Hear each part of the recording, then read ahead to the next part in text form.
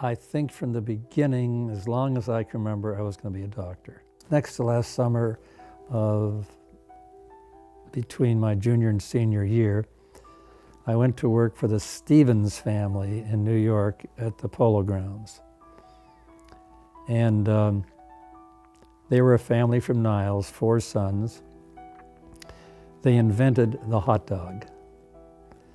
And they owned the concessions in Saratoga, the Yankee Stadium, the Polo Grounds, all the racetracks from New York to Florida.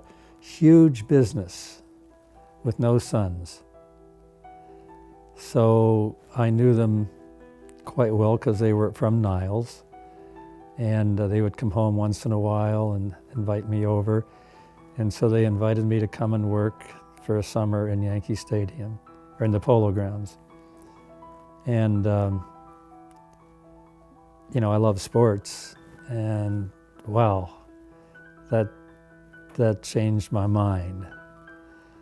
And so when I went back, so when I started college, I took very little of the sciences, and I majored in literature and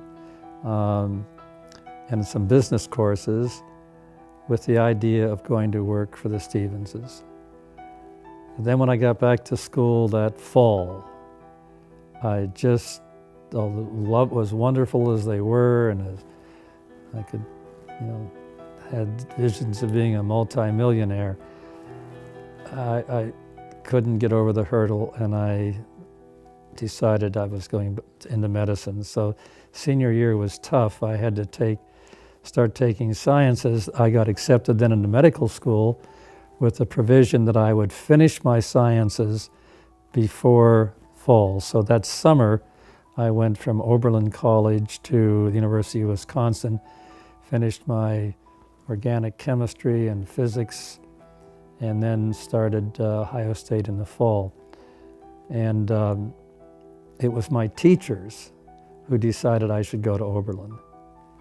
A couple of them were Oberlin graduates, and Oberlin, at that time, I think it still is, was one of the best schools in the small schools in the Midwest.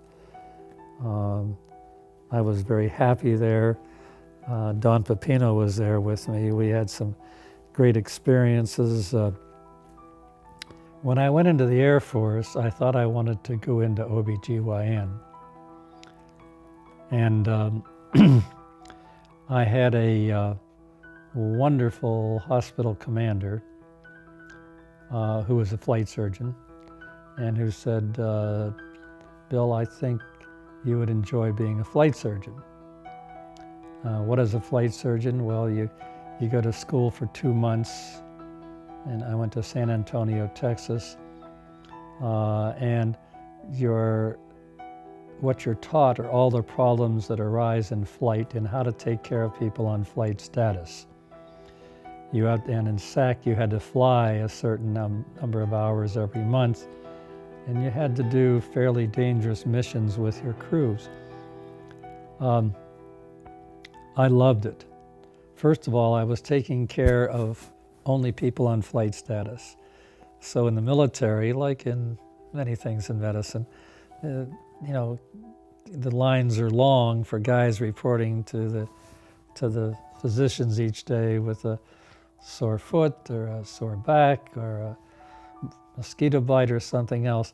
But people on flight status want to fly, and they don't want to come off of flight status. They get extra pay for being on flight status. So if they're sick or they're grounded for any reason, it costs them money, and they're dedicated guys to begin with. So you're dealing, and most of the problems were ear, nose, and throat problems, because we did penetration landings and touch and goes, where we'd be at a height, we'd come down almost in a dive, come just above the runway and take off again. So the pressure changes were tremendous. So any guys that had anything going on their nose or allergy or a cold or something, that would have immediate problems. And hearing had to be good. So I took care of just the people on flight status. And since most of the problems were ear, nose, and throat problems, that's when I switched and decided to go into ear, nose, and throat. Staying up until 3 o'clock in the morning to prep for an exam and take amphetamines and so forth is a bunch of nonsense. Our best students were the guys and the gals who were asleep by 11 o'clock at night, and they were just better organized. I think I learned to be better organized as time went on, and I did well. I had 3 wonderful friends, and Norman Atkin, whom you all know, and an Eli Abramson, who was the smartest of all of us, and Jerry Merkreebs. Norm and I decided to intern together. So we went to Kings County Hospital in New York. That was an experience. Kings County was the largest, either largest or second largest hospital in the United States.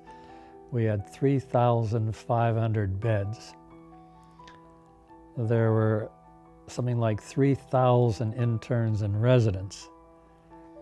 And from the start, you were either on the blue team or the white team. My first day on service, I was on OB/GYN, and I had assisted with a couple of deliveries in medical school. I had never done one by myself. I delivered 4 babies by myself before I even saw another doctor. On the 5th one, it looked like it was a breech, so I sure needed some help. So I ran around and I was looking for a guy in a longer coat, because the longer coats were residents and the shorter coats were interns. So I saw a guy in a longer coat. I said, "Boy, am I glad to see you. You know, I've got this patient, it's a breech, so forth and so forth. You know, please come and help me." He said, "Well, what division are you?" And I looked, I said, "I'm white." He said, "I'm blue." And he kept on walking.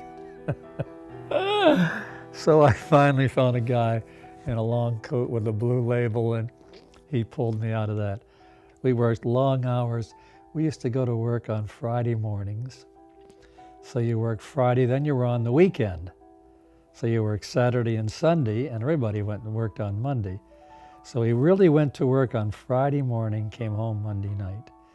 Now, throughout the years, they've changed those laws that you can't work that long because you don't know what the heck you're doing. And we all had cots, or there was a room where you could lie down. So if you had 10 or 15 minutes, you would run for the room, lie down, and try to go to sleep. The Korean War was just over, and they were still drafting doctors. And if you had not gone into the draft, then you owed 2 years to the service after you finished your internship. And I had always liked the Air Force, so I couldn't get in because I'm colorblind. So I gave myself the physical, and I passed, and so I was able to go into the Air Force. The Air Force the time in the Air Force were 2 of the greatest years of my life. I was stationed in Limestone, Maine, which is the most northern base in the United States. It was the first it was a SAC base, Strategic Air Command. Curtis LeMay was the general, and flying the B-52s. It was during the Cold War. We had B-52s in the office 24 hours a day, or in the air 24 hours a day. My best friend there was the base commander, Gary Wolke, and that's where I learned to play bridge. His wife, who was an avid bridge player, they had 6 kids. She used to put them all in the playpen, and we'd play bridge. So I had a wonderful time at Luring Air Force Base in Maine. So I was going to take a residency in the Air Force, and I was a captain at the time. I would start as a major, and came back to Columbus for some reason, and I talked to Ed Harris, who was then the chief, who was the chief when I was in medical school, but now Bill Saunders had been the chief for 2 years. He said, Bill, he said, our new chief is sensational. He's going to be one of the outstanding professors in the United States. You got to come here and take your residency.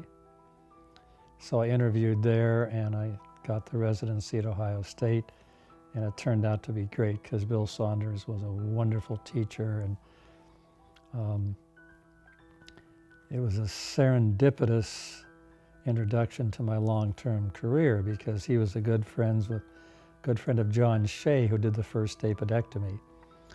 So when I finished my residency, first of all, I stayed on and ran his practice when he went to Europe for a month. And then he said, Bill, I've made arrangements if you want to study with John Shea. He'll be his first fellow. And he had done the first apodectomy about 2 years before that. So I went then to John Shea, and I was there for several months. So I was the first person he really trained.